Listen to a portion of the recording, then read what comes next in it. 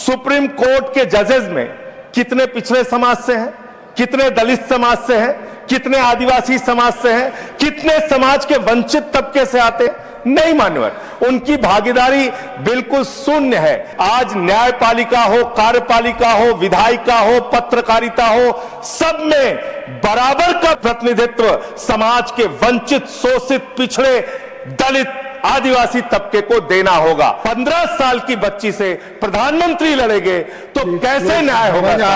Sir, मुझे अपनी बात खत्म करनी है, समय बचा है, समय बचा है। जजों की भी संख्या बढ़नी चाहिए और कोर्ट्स की भी संख्या बढ़नी चाहिए, कोर्ट रूम की हालत भी सुधरनी चाहिए। सुप्रीम कोर्ट के अंदर 96,000 केसेस पेंडिंग पड़े हुए हैं। क्या उसके हिसाब से आपके पास जजेज की संख्या पर्याप्त है? क्या उसके हिसाब से आपके पास कोर्ट्स की संख्या पर्याप्त है? 10 लाख की आबादी पर एक जज है। मान्यवर, जिस तरह से देश में अपराधों की संख्या बढ़ रही है, हत्या, लूट, बलात्कार, जमीनों पे कब्जा करने की घटनाएं बढ़ रही हैं, उसी प्रकार से जजों की भी संख्या बढ़नी चाहिए और कोर्ट्स की भी संख्या बढ़नी चाहिए, कोर्ट रूम की हालत भी सुधरनी चाहिए। उस दिशा में ये एक अच्छी पहल है सरकार की ओर से। लेकिन मान्यवर, मैं आपके माध्यम से इस सरकार से पूछना चाहता हूं कि देश के जिला न्यायालयों में 5 करोड़ केसेस पेंडिंग पड़े हुए हैं, 5 करोड़ केसेस पेंडिंग पड़े हुए हैं।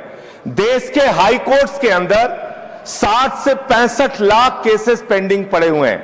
सुप्रीम कोर्ट के अंदर 96,000 केसेस पेंडिंग पड़े हुए हैं। क्या उसके हिसाब से आपके पास जजेज की संख्या पर्याप्त है?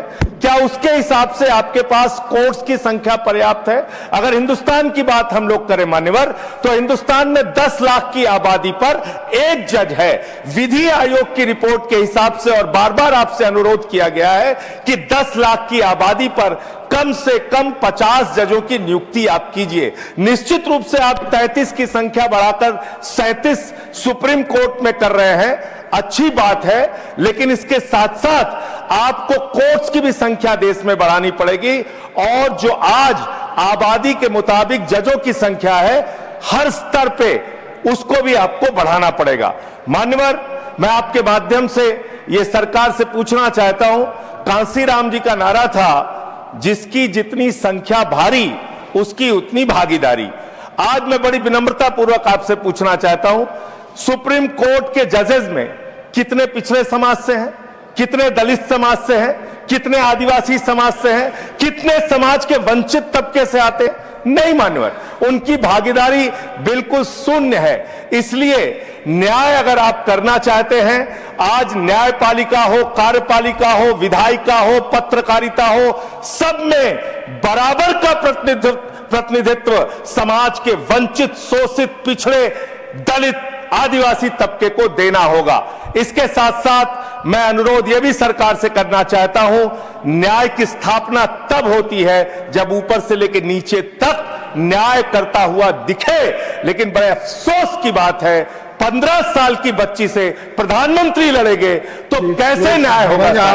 सर, मुझे अपनी बात खत्म करनी है, समय बचा है, समय बचा है। मैं कह रहा हूं, बोलिए, पर बिल पर खत्म करो। बिल पे ही बोल रहा हूं सर, बिल पे ही बोल रहा हूं, इतनी देर तक बिल पे बोला। सर, मेरा अनुरोध यह है कि सरकार ऊपर से लेकर नीचे तक न्याय करती हुई दिखे। 15 साल की बच्ची से प्रधानमंत्री बनना चाहिए, बहुत ही दुर्भाग्यपूर्ण है। 15 साल की बच्ची को